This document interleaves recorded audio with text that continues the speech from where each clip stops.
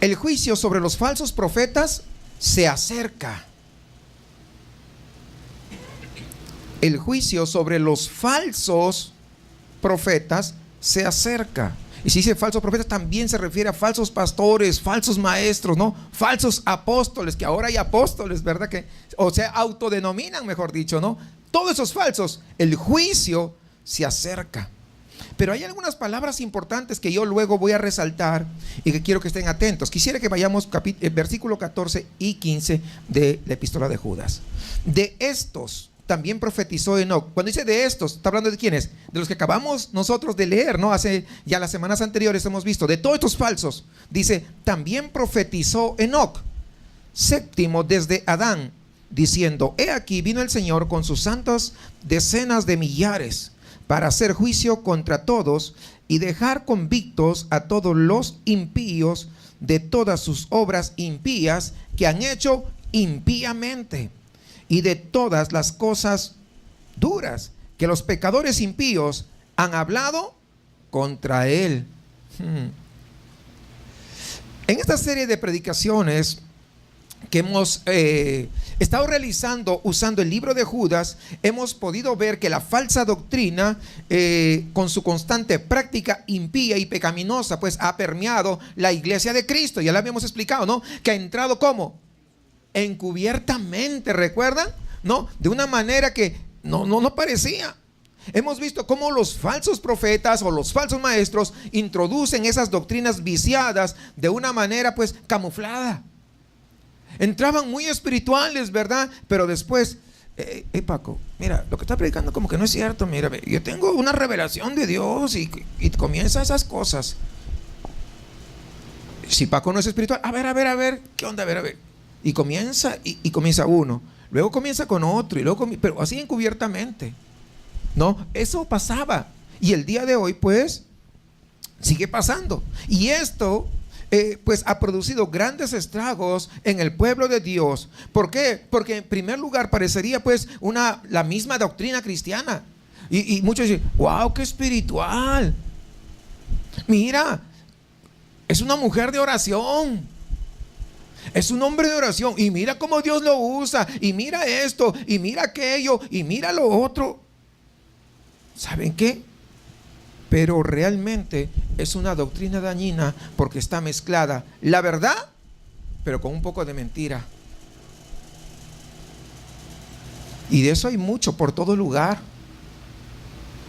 Judas dijo que la doctrina bíblica o la fe que ha sido una vez dada a los santos es en esta doctrina en la cual la iglesia debe mantenerse firme, que no se debe mover de allí. Sin embargo, la realidad es que desde los tiempos de Judas es que los hombres no soportan mantenerse firmes en la doctrina bíblica, sino que ellos ansían una doctrina más humanista, una doctrina que vaya más acorde a los tiempos, una doctrina que vaya más acorde a los pensamientos, a los deseos pecaminosos en cada una de las generaciones. ¿Por qué mucha gente no viene a una iglesia cristiana bíblica? Porque pueden ir a otra iglesia donde dicen, no te preocupes, fíjate, tú puedes vivir como tú estás, no pasa nada. Lo único que tú tienes que hacer es venir cada domingo y con eso ya la hiciste. Lo único que tienes que hacer es traer tu ofrenda y con eso ya tienes. Un señor me decía esta semana que estaba haciendo una visita. No fui a él, pero luego pues se prestó la oportunidad de hablar, platicar con él. Dice, pero es que yo he hecho muchas obras buenas. Yo he ayudado a la gente necesitada. Yo le he ayudado aquí y allá y eso no cuenta para ser salvo, me dijo. Pues le dije, pues no. ¿Y por qué no? Porque su corazón no está limpio. Pues sí, dice la Biblia que no hay justo ni aún uno. Es decir, usted no es completamente justo, usted no es completamente santo, usted no es completamente acepto. Así como está, no puede ser acepto delante de la presencia de Dios. Entonces su corazón está como un poco turbio.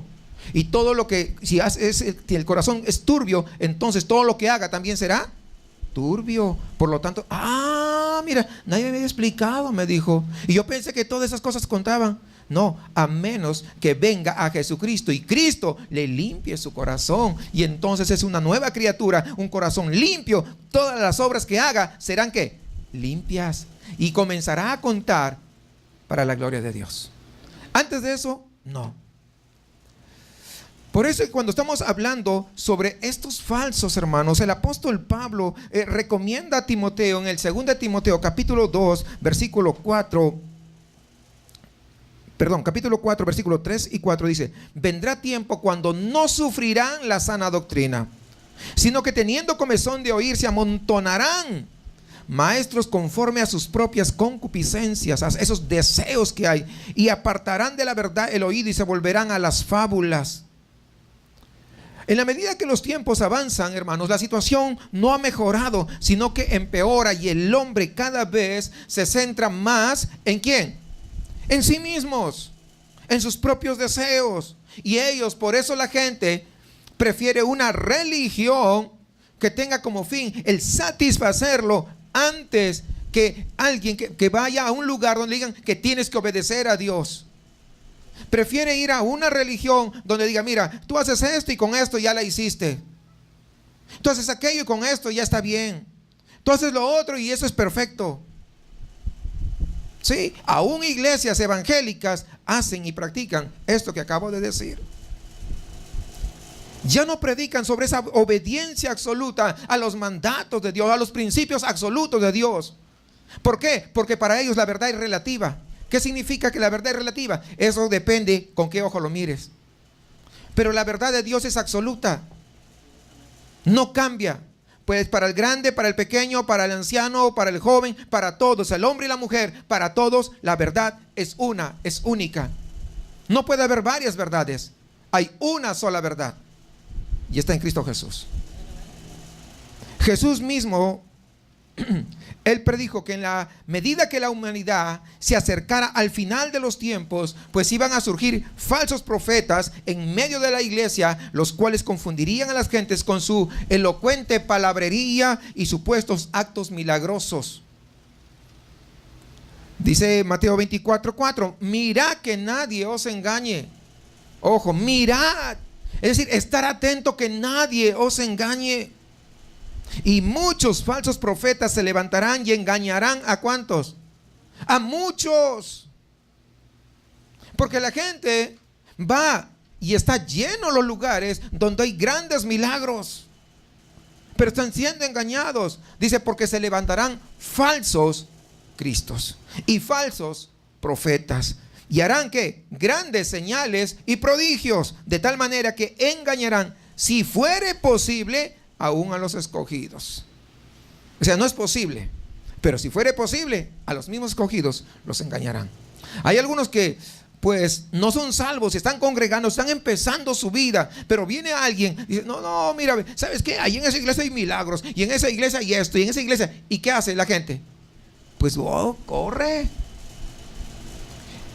La mayoría de las iglesias grandes con este tipo de características están llenos de gente, pero la mayoría de gente, ¿sabe de dónde son? De otras iglesias.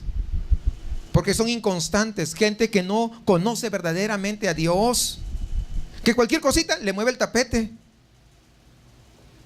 Cualquier cosita. Pedro el apóstol también habló sobre estos últimos tiempos y que estarían caracterizados por el surgimiento de abundantes falsos profetas, y de eso pues hay abundantes ahora. Ahora es más fácil conocerlos. ¿Por qué? Por el internet, ¿verdad? Hay de todo, de todos los colores, de todos los tamaños, para todos los gustos. O sea, vemos cantidad de gente. Muchas veces, la otra vez estaba viendo una predicación bíblica y algunos comentaban: muy buena predicación, cómo nos exhorta a la santidad, y verdaderamente me habló a mi vida. Y otro decía: a mí no me gustó. Fíjese, a mí no me gustó. Ya tú sabes de dónde viene, ¿no? A mí no me gustó. Yo prefiero escuchar las predicaciones de ese que le gusta el billete, puro cash, ¿verdad? Porque salgo bien contento. Yo pregunto: ¿cuándo dice la Biblia que las predicaciones va a ser para que tú salgas contento? Si tú sales contento, lo único que tenemos que entender es que está, ¿qué cosa? Está halagando tu pecado. está halagando tu carne y por eso tú sales bien contento. Pero cuando sales así como que, ay Señor, me hablaste bien duro y ayúdame a poder ¿qué? Mantenerme en el camino. Yo sé que he fallado. Cuando es confrontado con el pecado, entonces tú puedes decir, sí Señor, tú lo sabes todo. ¿Sí o no? Tú lo sabes todo. No me gusta el pastor, pero no importa, yo sé que tú eres el que habla a través de tu palabra. Fíjese lo que dice Pedro. Está en 2 de Pedro 2, 1 y 3. Pero hubo también falsos profetas entre el pueblo, como habrá entre vosotros falsos maestros,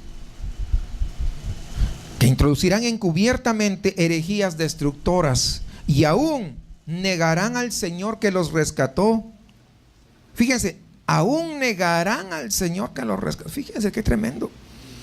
Atrayendo sobre sí mismos destrucción repentina. Y muchos seguirán sus disoluciones, por causa de los cuales el camino de la verdad será blasfemado, y por avaricia harán mercadería de vosotros con palabras fingidas. Fíjense, yo pregunto, ¿no hay eso? Bastante. Harán mercadería con palabras fingidas. Es decir, que no son palabras genuinas, que no son palabras de verdad. Y no solamente eso, Juan en el Apocalipsis presenta ya en la historia final de este mundo.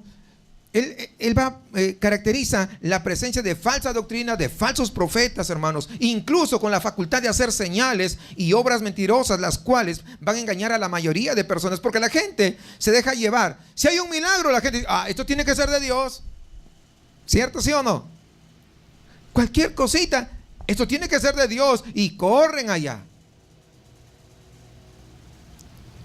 No, hermanos. Y Juan nos deja ver que en la historia de la iglesia siempre la mayoría de personas preferirán seguir la falsedad en lugar de la verdad bíblica. Es decir, no es novedad. No es novedad. Fíjense lo que dice, está en Apocalipsis 13:13. También hace grandes señales, de tal manera que aún hace descender fuego del cielo a la tierra delante de los hombres, y engaña a los moradores de la tierra con las señales que se le ha permitido hacer en presencia de la bestia. Lo que está haciendo Juan aquí, está advirtiendo a los creyentes de ¿qué? De que no sean tan ingenuos. Entiéndalo.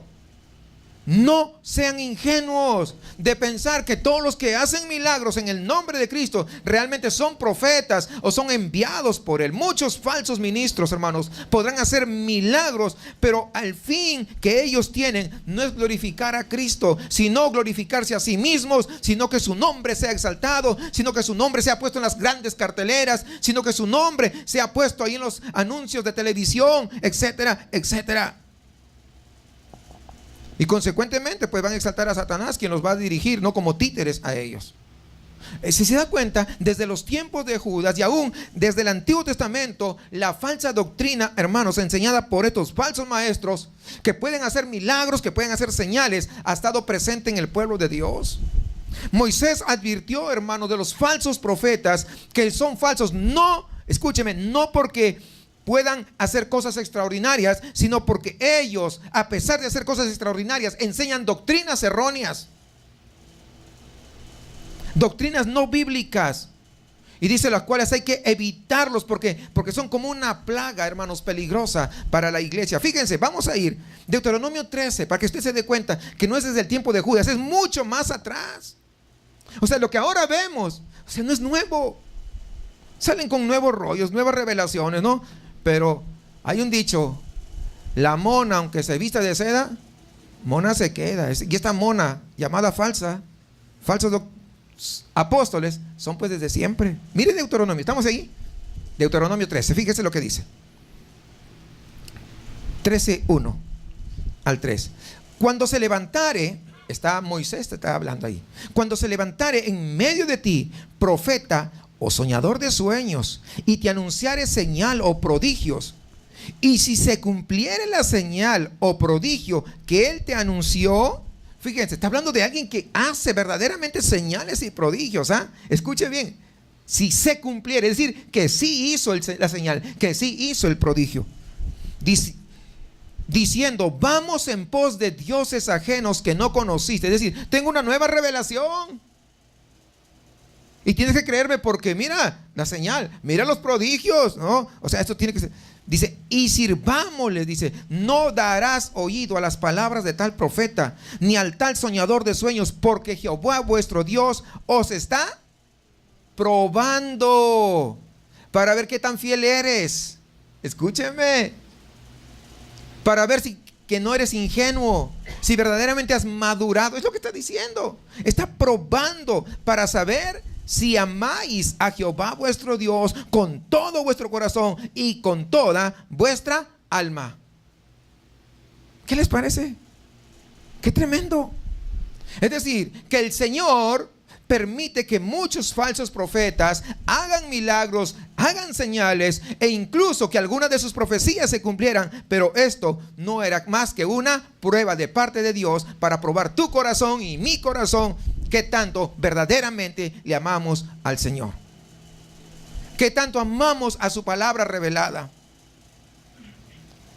Dense cuenta de eso, hermanos. Tenemos que ser muy cautos entonces.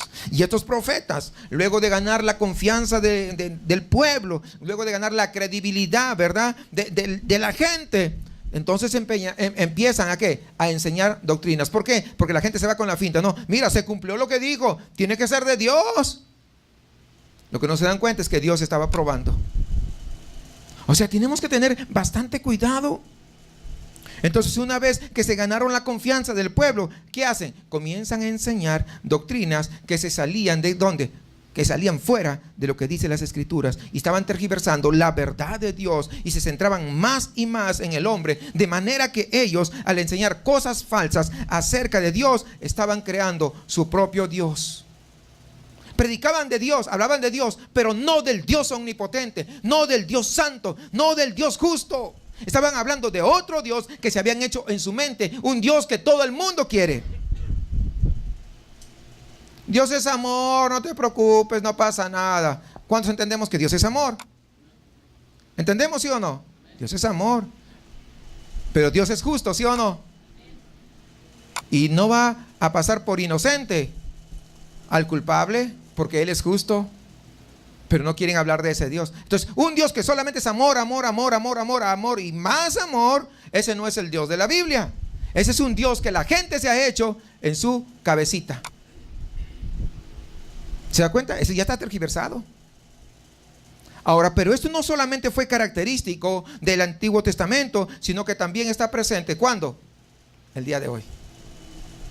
Muchos hombres o ministros evangélicos están conduciendo a la iglesia a volverse materialista, a volverse humanista y a volverse centrada en la gloria del hombre a través de supuestos o de reales milagros, los cuales pues no certifican que Dios está probando lo que ellos están haciendo, no está probando sus enseñanzas, sino que está mostrando a los hombres quienes realmente le siguen por amor y quienes son por puro interés.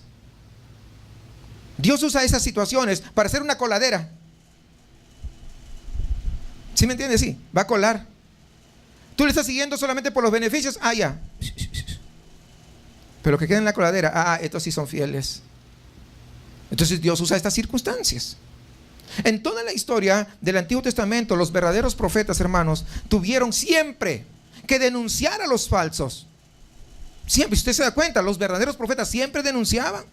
Los que entraban sigilosamente, que engañaban al pueblo de Dios, causando la destrucción espiritual. Y estos falsos profetas que se pasaban por verdaderos siervos de Dios, se especializan en hablar a la gente. Es decir, saben hablar muy bonito, saben expresarse, dominan muy bien el léxico, son extraordinarios. Pero siempre lo que enseñan y lo que predican van conforme a sus deseos materialistas y humanistas. Siempre. Mire, Isaías capítulo 30, versículo 9, mire lo que dice: porque este pueblo es rebelde, hijos mentirosos, hijos que no quisieron oír la ley de Jehová, que dicen a los videntes: no veáis, y a los profetas: no nos profeticéis lo recto. Decidnos cosas halagüeñas, profetizad mentiras, dejad el camino, apartaos de la senda, quitad de nuestra presencia al Santo de Israel. Es decir, que una de las doctrinas que primero atacan tanto los falsos profetas como el pueblo que sigue esta doctrina errada, ¿sabe cuál es? Es la doctrina de la santidad de Dios, porque ellos no hablan. Si usted viene de una de esas iglesias, usted va a entender, usted habrá entendido, habrá percibido que no se habla de la santidad de Dios. Porque es lo primero que ellos están atacando. Y en tiempos de Jeremías, los falsos profetas abundaron por doquier.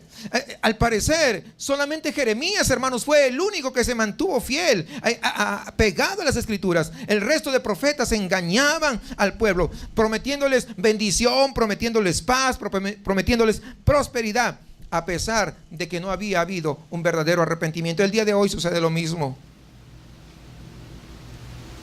Gente llega a una iglesia, estos falsos llegan a una iglesia y dicen: Dios te va a bendecir y te va a dar esto y te va a dar aquello, y me está diciendo que te va a dar esto. Ni siquiera sabe si es un buen cristiano. Es decir, ¿cómo le promete algo como si Dios no conociera el corazón? Pues todo, y si todo viene de parte del diablo, no de Dios. ¿Sí me entienden eso? Y he visto muchos casos, hermanos, porque pues Dios ha permitido que esté en diversas situaciones, en diversas congregaciones. Pero no es gratis. ¿A cambio de qué viene? De dinero. A cambio de ofrendas a estos ministerios, supuestamente. Supuestamente, ¿no? ¿Y qué hacen? Los ingenuos creyentes van porque le están hablando, ¿qué cosas? Palabras bonitas al oído.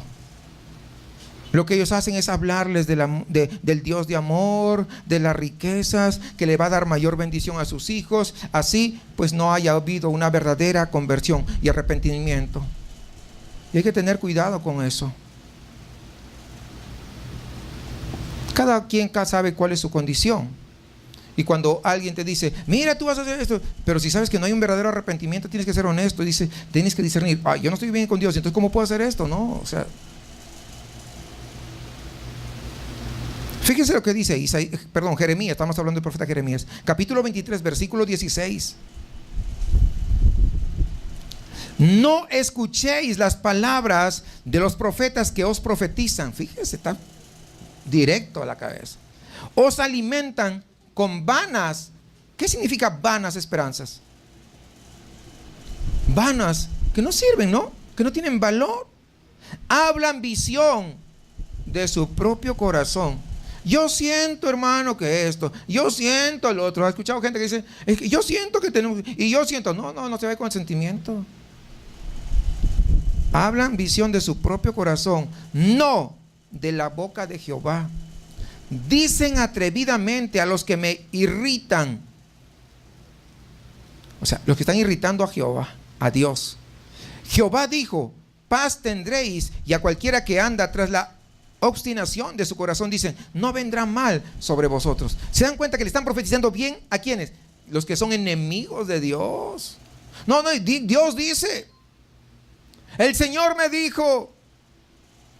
La iglesia primitiva, hermanos, en el siglo I de nuestra era, tuvo que luchar seriamente en contra de los falsos maestros que enseñaban las doctrinas gnósticas dentro de la iglesia. Y muchos corrieron detrás de esas falsas doctrinas. Luego, en los siglos siguientes, pues surgieron diferentes profetas, diferentes gente muy influyente. Por ejemplo, tenemos a Arrio en el siglo IV enseñando que Jesús era un ser creado, por ejemplo. Y esta falsa doctrina alcanzó a afectar un alto porcentaje de cristianos en su tiempo. Aún eso todavía persiste hasta el día de hoy. Si no, pregúntenle a los testigos de Jehová. ¿Qué dicen ellos? Que Jesucristo es un ser creado. Como dice primogénito, ya es creado. Pues el otro día tuve que hablar con alguien y dije: no, pues te has equivocado. Y comencé a explicarle. No sabía. Bueno, entonces ya lo sabe, le dije. Bueno, mire, ¿sabe qué? Tengo que visitar al resto. Y se fue, ya no me dejó terminar. Faltaba la conclusión. Pero no solamente fue Arrio, Montano en el siglo II, quien enseñaba que había empezado la era del Espíritu Santo, o de un nuevo Pentecostés, vamos a llamarle así. Y al lado de profetisas como Prisca y Maximila, hacían esas profecías tremendas, ¿no? Daban profecías al estilo de los profetas del Antiguo Testamento, ¿no? Y no, Dios me dijo esto. Y anunciaban en esos tiempos, anunciaban: no, el fin llega, se va a terminar esto, viene el fin del mundo, el regreso de Jesús está a las puertas, la nueva Jerusalén viene, y comenzaban todo eso. Ya estamos en el siglo XXI y no ha pasado nada. ¿Se da cuenta? Pues en los testigos de Jehová pasó lo mismo. Profetizó que Cristo iba a venir, que iba a haber la destrucción, y tanta profecía, y lo fueron cambiando de fecha, ¿no? Se fueron cambiando. O sea, el que dice algo que no se ajusta a la palabra de Dios y que no se cumple, pues es un mentiroso. Así que esta falsa doctrina del montanismo pues invadió también un buen número de iglesias orientales. O sea, cada vez que ha salido algo, siempre ha contaminado, y siempre muchos han ido tras ello, hermanos. Ahora, junto con esto, la historia nos muestra de numerosos falsos maestros que han inundado la iglesia en los primeros siglos, hasta que la iglesia perdió su pureza y se llegó a convertir pues en un centro de negocios y mercadería en todo lo que sería la Edad Media. Hermanos, esto es triste. Acarrió toda esa basura que habían metido y siguió llevando hasta que llega la Reforma. Llega la Reforma y supuestamente se sacudieron de todo lo que traían, ¿verdad? Y comienza algo nuevo. ¿Sí? ¿Recuerdan ustedes, no? Con Martín Lutero. Y comienza de nuevo, y ahora sí la iglesia. Pero ¿saben qué? Nuevamente surgieron falsos profetas dentro de la iglesia evangélica. Unos maestros que enseñaban la poligamia. Y de eso pues lo aprendieron los mormones. ¿A poco no? Imagínense cómo ellos dicen que es pecado tomar café. Sí, pero no es pecado tener 5 mujeres. La poligamia, ¿no? Otros pues eran legalistas. Otros negaron la divinidad de Jesús. Otros cuestionaron los milagros de la Biblia. ¿Por qué? Porque ellos no creían en lo sobrenatural. No, eso debe ser mitológico. Y eso pues algunos todavía siguen pensando que lo que está en la Biblia es mitológico. ¿Cómo se va a abrir el mar? Es imposible. No va con las leyes de la física. ¿Y a Dios qué le importa la ley de la física si Él está por encima de la ley de la física? ¿Cuántos entienden eso? Claro. Entendamos eso. Otros, ¿qué hicieron? Se volvieron liberales y enseñaron que la Biblia pues no es completamente inspirada por Dios, ¿no? Entonces que algunas partes no son verdaderas. Otros enseñaron que los sacramentos, las ordenanzas de la Biblia pues no son necesarias. Otros, no, Cristo ya no viene, ya. No va a venir. El que realmente, Él realmente no murió en una cruz, y entonces tampoco no resucitó. ¿Saben qué? No esperes que no vienen. Y he escuchado que el día de hoy todavía hay falsos. Dice, ¿estás esperando a Cristo? No va a venir. Cristo no va a venir. Hay varios que creen que Cristo no viene, y eso no hace que Cristo no venga. Otros falsos que enseñaron que el cielo y el infierno pues no son lugares donde irán las personas a pasar la eternidad. No, son solamente figuras así, algo simbólico, no es verdad. Estamos hablando de los falsos, todo lo que se produció a lo largo de la historia. Y otros enseñaron que las almas condenadas no iban a sufrir para siempre en el infierno, sino que iban a ser aniquiladas. Llega un momento que se aniquilan y ya no van a estar para siempre en el infierno. Es decir, no va a haber el castigo eterno. Otros más enseñaron que los cristianos pueden pecar a su antojo, finalmente van a ser salvos. ¿Tú eres cristiano? Sí, suficiente. Ya, muy bien. ¿Sabes qué? Sí, haz todo lo que tú quieres en tu vida, finalmente tú vas a ser salvo. Otros enseñaron que además de las Sagradas Escrituras, nosotros podríamos confiar en las revelaciones de algunas personas que están recibiendo directamente de Dios. Por eso que hay muchos que el día de hoy dicen, es que Dios me habló y me dijo esto, aquello. Y muchas veces todo eso que le dicen va en contra de la palabra de Dios. Y muchos, no hay que creerle. Otros enseñaron que la obra de Cristo en la cruz no tiene como fin final reconciliarnos con Dios y darnos la libre entrada a su presencia, sino que tiene como propósito el que construyamos un cielo. ¿Dónde? Acá en la tierra. Y que ahora mismo nosotros podemos disfrutar de manera plena la glorificación de nuestros cuerpos. ¿Cuándo lo vamos a hacer? Si nuestra naturaleza pecadora, nuestra naturaleza caída, siempre más y más nos va a arrastrar hacia abajo. Por eso necesitamos del poder de Dios. Otros dijeron, por ejemplo, que nosotros somos como pequeños dioses, que tenemos poder en lo que hablamos para traer a la realidad las cosas que no existen. Tú decláralo y va a ser hecho. ¿Ve? Nueva era, pero no solamente nueva era, sino también muchísimas iglesias que se denominan cristianas y evangélicas. Tú decláralo, tú dilo, tú confiésalo. ¿Ve? ¿Se da cuenta? No es nuevo. Estamos hablando de todo lo que pasó. Otros enseñaron que el evangelio no fue dado, nos ha sido dado, para que seamos ricos y que tengamos muchas posesiones. Es decir, cada loco con su tema. ¿Sabe qué? Cada uno hizo, y parecería el libro de Jueces, ¿verdad? ¿Se acuerdan la parte final que dice?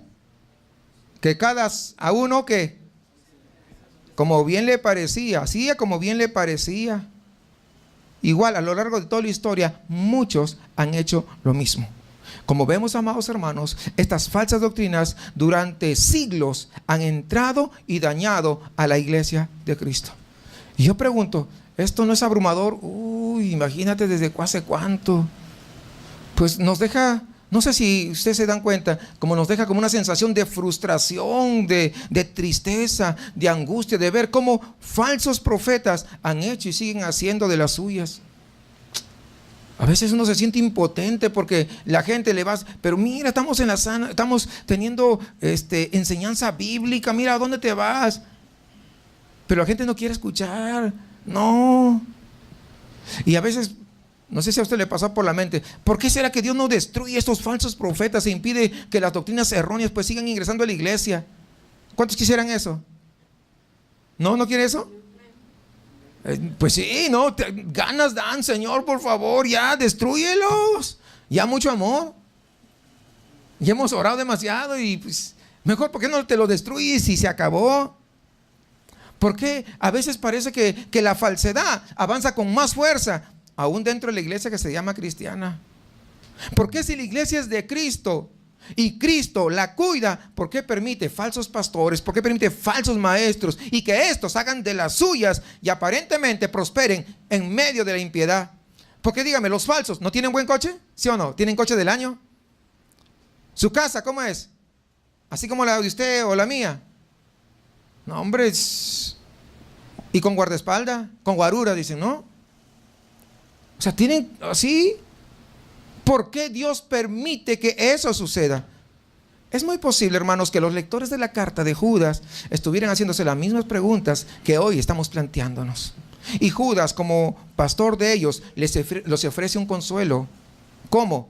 Aquí en los versículos 14 al 16 que hemos leído, afirmando a través de una profecía del patriarca Enoc que el día del juicio vendrá con total seguridad sobre los impíos, incluyendo los falsos profetas. Ellos podrían estar confiados ahora y seguir en su deseo de hacer daño a la iglesia, estafando a través de la fe, pero el juicio de ellos se acerca. Vamos a analizar brevemente, mire.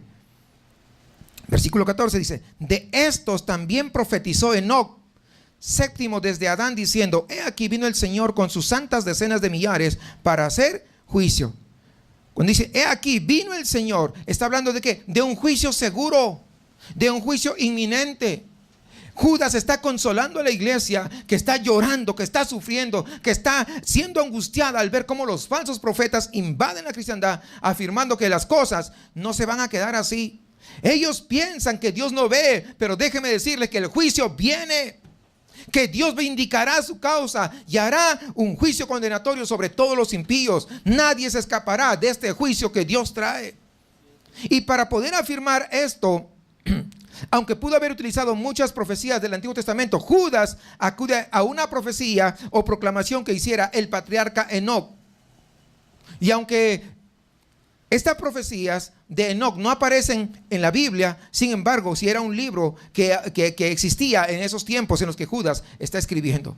Si bien es cierto, ¿verdad? Fue tomado, podríamos decirle, de un libro apócrifo, así se conocen los libros que no están considerados dentro de la Biblia. La verdad que esta porción que Judas está colocando aquí, una vez que Judas lo incluyó, y es constituida como palabra inspirada de Dios. ¿Ok? Porque ya es parte de la Biblia. No que todo el libro, ¿verdad?, apócrifo de las profecías de Enoc se ha inspirado, sino solamente esta parte. ¿Por qué? Por el hecho de que Judas ya lo puso, ¿verdad?, ahí en su carta. Eso se constituye inspirada por Dios. Es muy probable que Judas haya utilizado esta profecía de Enoc por tres razones fundamentales. La primera razón Al parecer en el siglo I era un libro que era muy conocido por todos los judíos y muchos tenían conocimiento de estas profecías. De manera que cuando Judas iba a hablar sobre esto, todo el mundo sabía de qué se trataba. En segundo lugar, es muy probable que los falsos profetas a los cuales estaban diciendo que recibían sueños, que recibían nuevas revelaciones de parte de Dios, pues estuvieran familiarizados también con este tipo de literatura en su tiempo. Siendo para ellos bastante conocido el contenido de las profecías de Enoc, entonces, ¿para qué? Porque ellos usaban, tergiversaban y decían, no, acá están las profecías de Enoc, y usaban para su propio beneficio. Entonces, de manera que Judas utiliza, ¿qué cosa? Su propia literatura de estos falsos para anunciarles que sobre ellos vendría un terrible juicio. Y ellos iban a captar mucho más rápido el mensaje. En tercer lugar, al parecer el contenido de la profecía que Judas está citando aquí en su carta se había transmitido de forma oral, como de generación en generación, desde Enoc. Dice séptimo. ¿Está hablando de quién? Del hombre que caminó con Dios. Porque recuerden, hay otro Enoc. ¿Sí saben quién es el otro Enoc? El hijo de Caín. Pero acá dice séptimo. Está hablando de este Enoc que Dios se lo llevó a su presencia, ¿verdad? Entonces, desde ese tiempo había transmitido de forma oral. Recuerden que muchas de las cosas de la Biblia fueron transmitidas de esa manera, de forma oral, porque ellos desde pequeños se entrenaban, entonces tenían esa capacidad de memorizar y lo transmitían con total fidelidad. Esa es la forma como se fue transmitiendo, no todo el contenido que nosotros tenemos ahora. Entonces, al ser una proclamación que realmente hiciera Enoc en su tiempo, eso era de gran honor y gran respeto. ¿Por qué? Por lo antiguo del mensaje que todavía se había venido transmitiendo de generación en generación. Miren cuántos años había pasado. O sea, bastante tiempo. Sin embargo, se había considerado, se había mantenido fiel. Como vemos, mis amados hermanos, Judas acude a esta antigua declaración para mostrarle a la iglesia bíblica que aunque ahora somos pocos y que estamos siendo despreciados por los falsos profetas, porque muchos de ellos es lo que hacen. Y cuando vemos que las multitudes siguen a esas doctrinas erróneas, nefastas, sin embargo nos anima al saber que un día veremos cómo Dios nos exalta y cómo derrama sus juicios sobre aquellos que pervirtieron la fe. Y este es un juicio cierto. Dice, he aquí vino Dios. Esto está indicando una seguridad que el juicio de Dios viene. No hay nada que lo detenga. Es decir, que va a haber un juicio final y definitivo, ya que Dios está obrando, ya que Dios está avanzando y está moviendo todas las cosas a fin de que ninguno se pueda escapar. Todos van a ser condenados. Muchos juicios ya se están derramando sobre los impíos, aunque solamente es un adelanto de este juicio. Pero va a venir. Y este juicio será obrado por el Señor, pero utilizará, dice, a millares de ángeles. Lo acabamos de leer. Millares de ángeles, los cuales están prestos para ejecutar las órdenes de Dios. Fíjense, se lo voy a leer en Mateo 13:40 para poder acordarnos un poquito. Dice, de manera que como se arranca la cizaña y se quema en el fuego, así será en el fin de este siglo. Enviará el Hijo del Hombre a sus ángeles y recogerán de su reino a todos los que sirven de tropiezo y a los que hacen iniquidad. Pues los falsos maestros sirven de tropiezo y hacen iniquidad. Y los echarán. ¿En dónde? En el horno de fuego. Ahí será el lloro y el crujir de dientes. ¿Se da cuenta? O sea, esto va a venir. Primero entonces vemos en primer lugar que hay una seguridad de juicio. En segundo lugar, es un juicio total o universal. Miren, versículo 15 dice, para hacer juicio contra todos. Es decir, que nadie quedará excluido del juicio de Dios. Algunos pues, tal vez en su mente, en sus imaginaciones, no, yo pienso que Dios va a enviar juicios a los demás, nosotros no, estamos bien, que esto y que el otro. Pero ¿saben qué? No, Dios, ellos sí, nosotros no. Como si ese día pudieran encontrar alguna justificación. Muchos creen eso realmente, que pueden ser justificados. ¿Cómo? Porque no, es que yo soy el pastor y a mí esto y Dios me dijo y que se ponen así con sus ínfulas.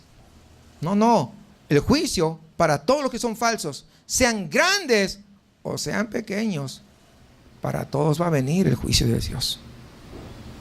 Nunca, o sea, no van a tener una justificación para presentar delante de Dios. No van a quedar libres. Dios emitirá juicio. ¿Por qué? Porque Dios es justo. ¿Cuántos entienden que Dios es justo? Claro. Todos los impíos, todos los que rechazaron a Jesús, todos los desobedientes, todos los que pervirtieron el evangelio de Cristo, todos los que siguieron a los falsos profetas, serán juzgados por el juez de toda la tierra. Nadie se va a escapar.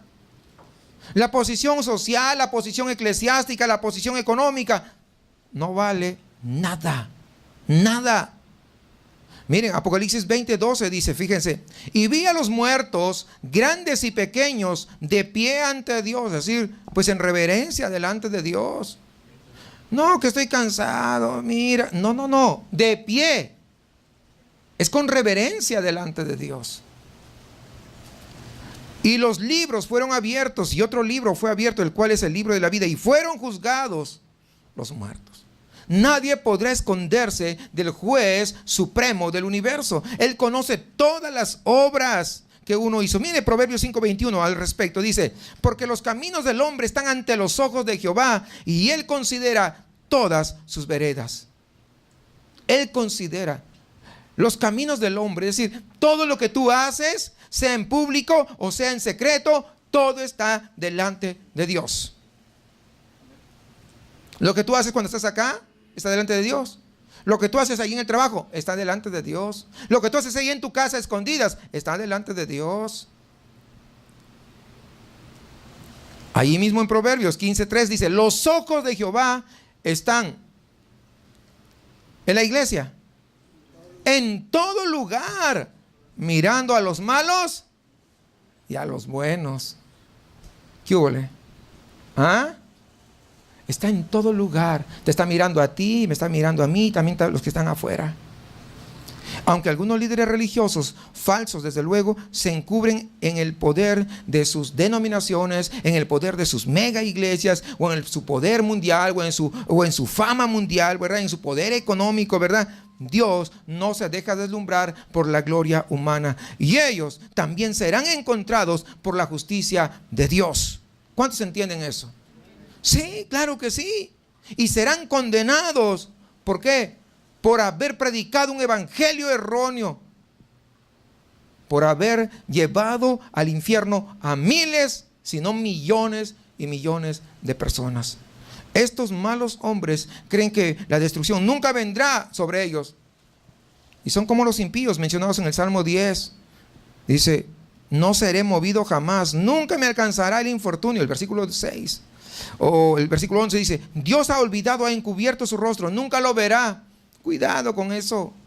Los impíos no solamente rechazan a Dios en sus caminos, sino que hablan insolentemente en contra de Dios y en contra de su palabra. Cuando algunos son reprendidos a causa de sus pecados, entonces, ¿qué hacen? Sacan la Biblia para justificar sus malas actitudes. Y agarran un versículo, lo voltean y dicen, no, mira que no sé qué. Y comienzan a tratar de justificarse. No.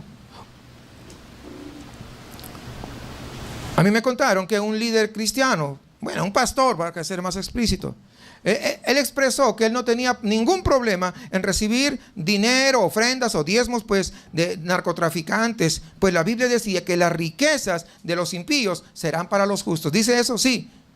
Pero ¿sabe qué? Eso no aplica acá. Lo que no se da cuenta es que está cavando su propia tumba.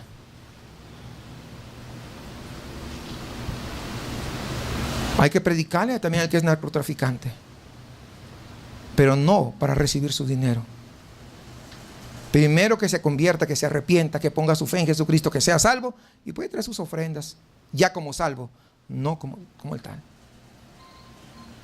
Porque ellos también necesitan de Cristo, necesitan del amor de Dios, ¿verdad? No lo vamos a mirar, ay, mira, yo no me junto con la chusma, no. Al contrario, hay que hablarles de Cristo. Ellos necesitan, pero esta no es la manera. ¿Y sabe qué? Déjeme decirle que hay varios pastores que reciben ofrendas, que reciben mucho dinero. Acá en México, en otros estados. No tengo conocimiento de alguien acá en el estado de Nuevo León, pero de otros 2 estados, sí. ¿Saben qué? Cuando hacen esto es una manera blasfema de usar la palabra de Dios.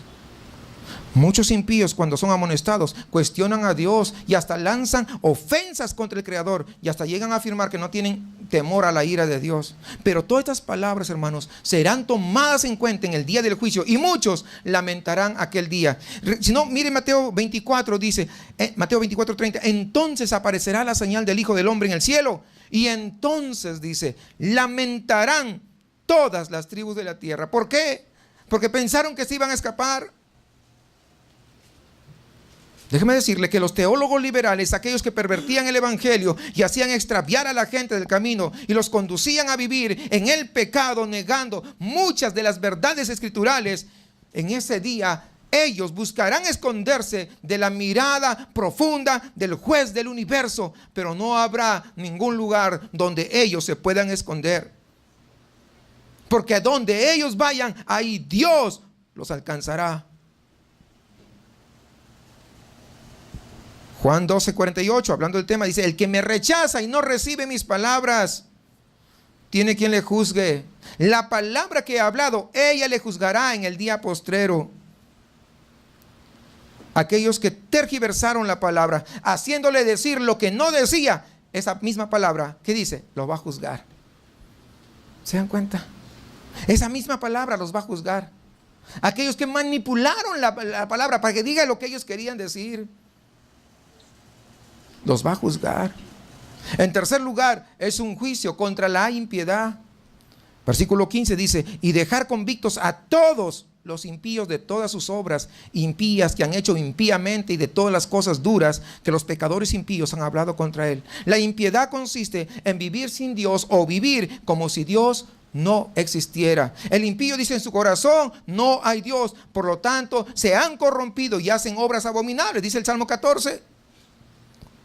El malo por la altivez de su rostro no busca a Dios, no hay Dios en ninguno de sus pensamientos. El Salmo 10:4. El impío, que es el falso profeta, cree que Dios ejecutará sus juicios sobre los que, ¿sabe qué? Sí lo va a hacer, pero no creo que sea tan malo finalmente. Ellos siempre quieren apaciguar las cosas, cosa que no es cierto.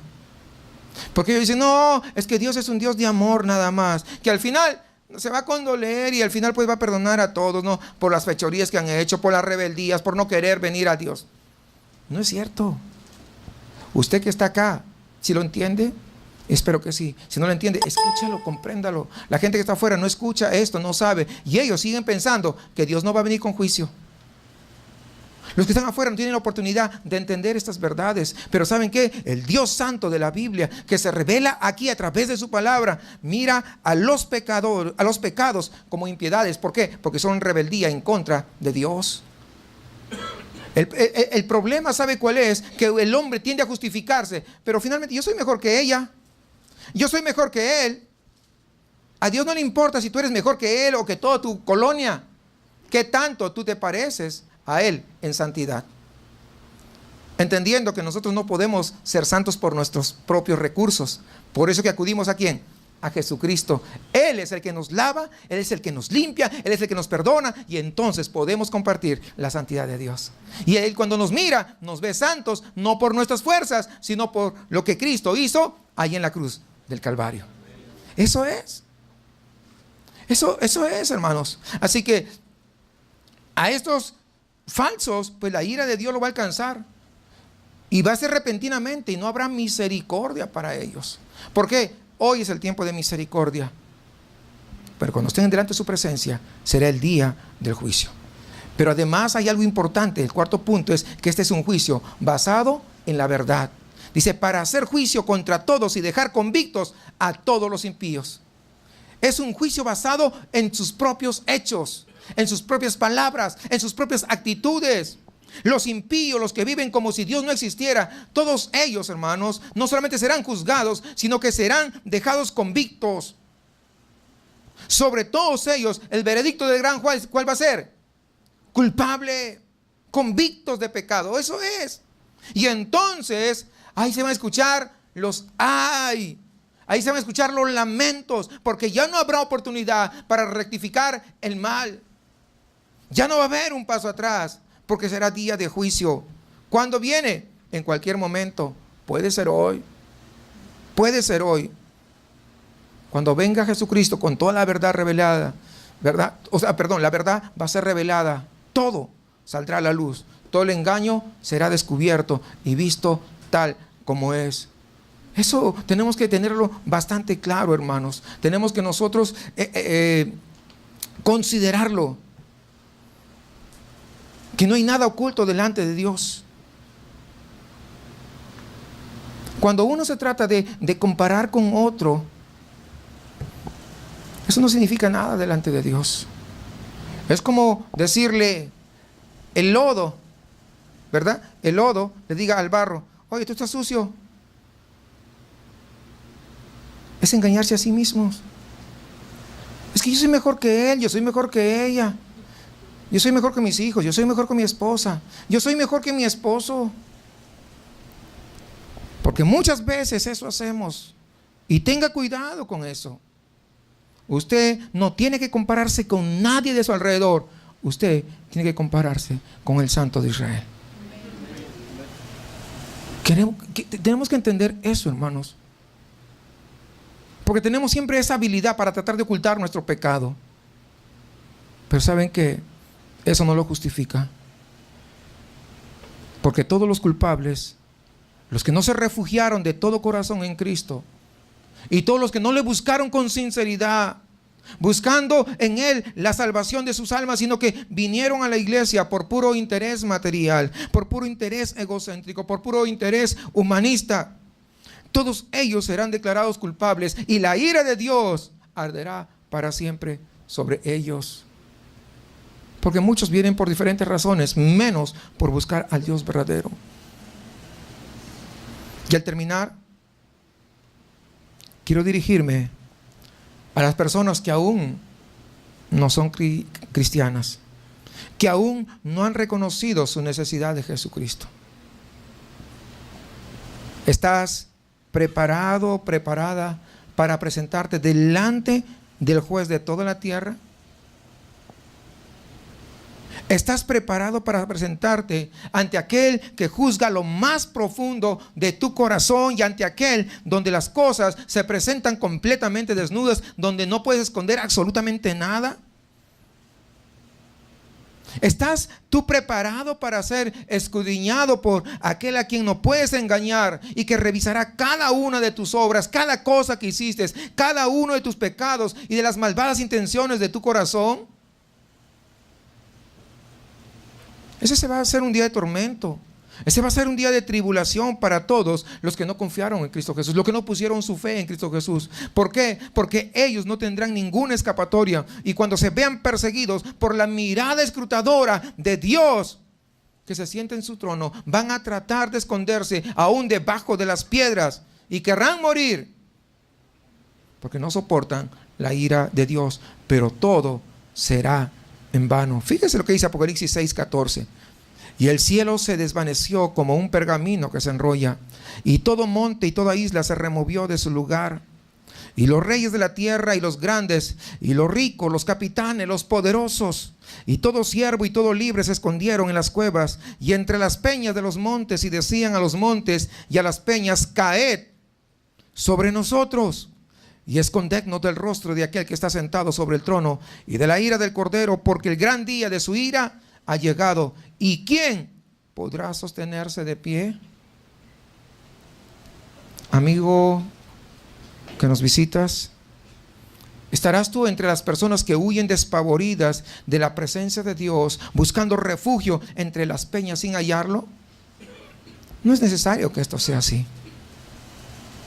Muchas personas en ese día, aunque pecaron también, no tendrán temor, porque habrá algo que cubre todos sus pecados delante de los ojos de Dios. Algo que es una cubierta protectora, la cual impide que la justicia divina reclame por esos pecados. Y esa coraza es la sangre de Cristo Jesús.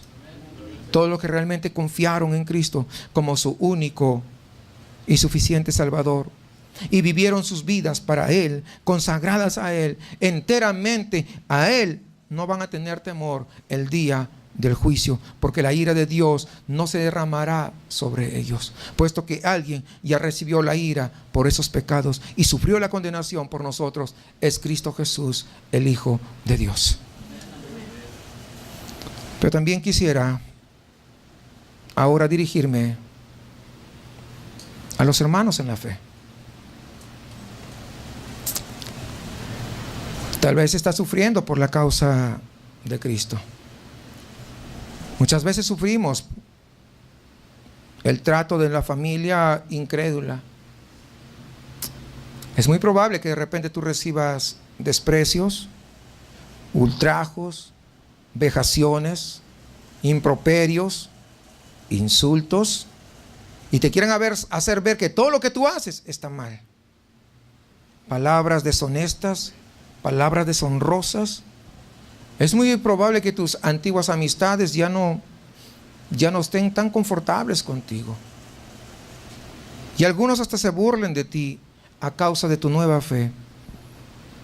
Es posible que tus compañeros de trabajo incluso hagan mofa de tu vida espiritual y te ridiculicen porque no participas más de sus malas acciones. Porque cuando uno no participa con el impío todo lo que tú haces lo va a ver mal.